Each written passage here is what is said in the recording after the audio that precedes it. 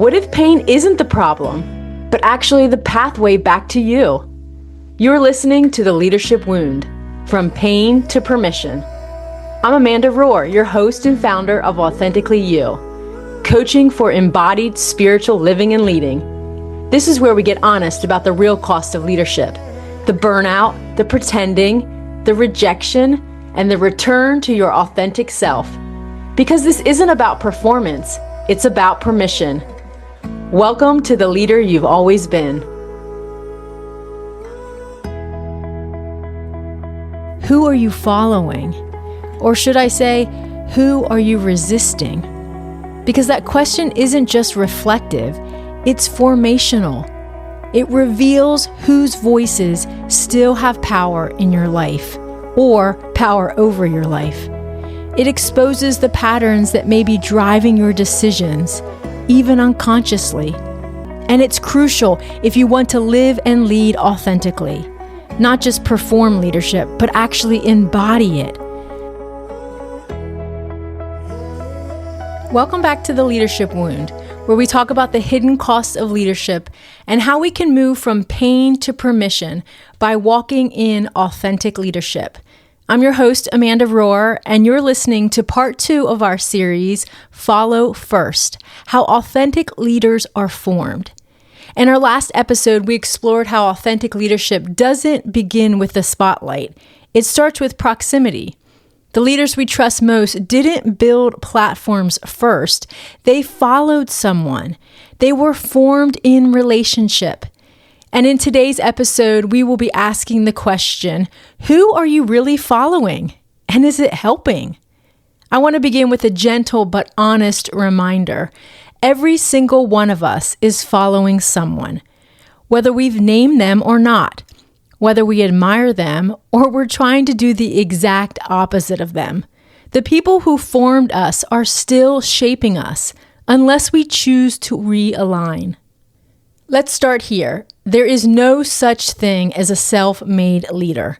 All of us are formed by voices, by families, by systems, or by mentors, or by the absence of any of these. Some of those influences were life-giving, and some were confusing, and some were flat out wounding. But regardless of how they entered our lives, they're still with us, shaping the way we lead others and the way we lead ourselves. And that's why we have to pause and ask the question, who am I following right now? If we are truly interested in authentically leading, we need to assess if our thoughts and actions are aligned with who we truly are. So take the time right now to ask that question of yourself. Who am I following? Are they leading me toward the kind of leader I actually want to be? For me, this is personal. I grew up in a family where one side of our family was steeped in German stoicism, strong, structured, get-it-done kind of people. The unspoken rule was, don't talk about your feelings, don't wear your heart on your sleeve, pull yourself up by your bootstraps, and keep going. But here's the thing. I was an extroverted little girl who felt everything. I didn't just wear my heart on my sleeve.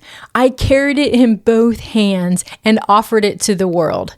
I was expressive, curious, open, and emotional. But I quickly learned that that wasn't always welcomed. So I developed an internal struggle. Be who you naturally are, Amanda, or become the one who others can handle. The people around me weren't unkind. They were just formed by their own experiences, their own trauma, their own familial models, and even their unprocessed thoughts and emotions. But I learned early on that feelings were inconvenient. Emotions made people uncomfortable, and external processing wasn't the right way. So I adapted. I learned to suppress, I learned to manage, I learned to be someone else, but I also grew confused. How do you process your world when you've been told not to do so? It wasn't until I went to seminary that I learned that external processing is a real thing, that there's others out there like me, and that it was a valid way to process the world around me. I finally learned that I wasn't abnormal and others had this same form of communication and processing method. I began to hear a different message. Your feelings don't define you, but they are an important part of you that give you information and can be incredibly helpful to what your brain cannot process. That truth, it set me free. It gave me the language for what I had so long sensed, but didn't know how to name. That my emotions weren't weaknesses, they were wisdom. That being a sensitive leader didn't make me unstable. It actually made me attuned, approachable, and a highly effective leader. And now as a coach and leader, I deeply resonate with this tension as I help others to process the world around them. So much of what shaped me, I once tried to resist, change, or even let shame me. But even resistance is a form of following unless it's transformed. I tried to outgrow it, prove it wrong, outperform it, or in some seasons, just hide it altogether. I didn't like how I was feeling when an old thought pattern emerged, even without taking action on it. I felt shame when some of those old models that I grew up with resurfaced in others. I felt triggered, and I didn't want to be traumatized again, be the victim again, but I didn't know how to replace those old thoughts.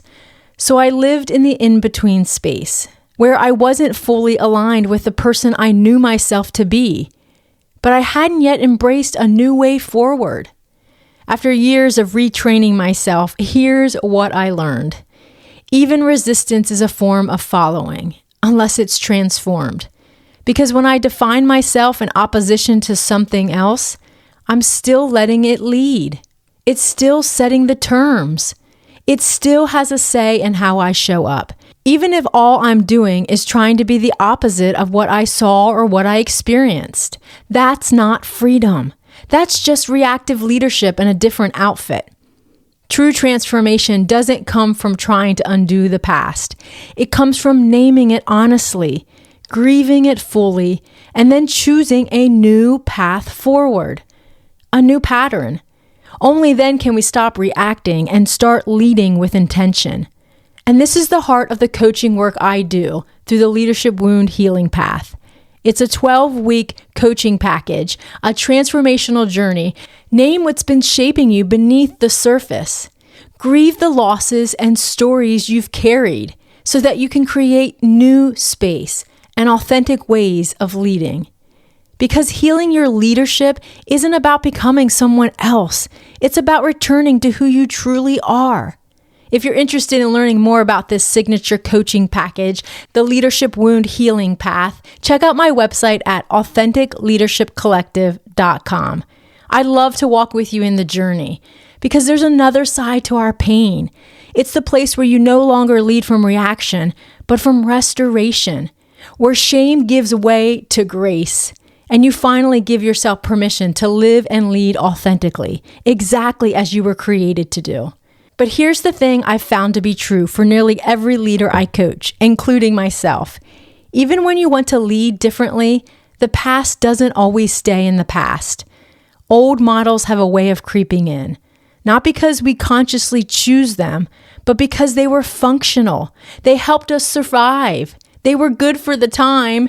They shaped our reflexes, and often they still show up in moments of stress, uncertainty, or transition if we haven't formed new habits and patterns. That's why we can't just think our way out of old patterns. We have to name them, explore them, and learn how to release them. They're the people you internalized, modeled, or rebelled against. And whether you want to or not, they're shaping you. It might have been a spiritual leader who taught you to lead without rest, a boss who measured your value by output and not presence, or a parent who led with fear or control, a culture that said vulnerability equals weakness. And even if you now know better, you may still feel those patterns when you lead. The pressure to prove, the anxiety of not having all the answers, the guilt when you rest, or the voice that says you're not enough unless you're performing. That voice, it didn't come out of nowhere. So let's make this practical right now. Let's take a sacred pause. Wherever you are, take a deep breath.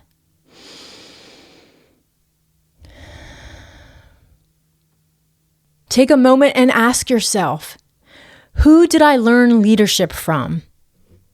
Who were my models, whether good or bad? Who am I still reacting against? Who am I still trying to impress, even if it is unconsciously? What rules do I internalize without even meaning to? You may want to journal your answers down or carve out some time later on for this.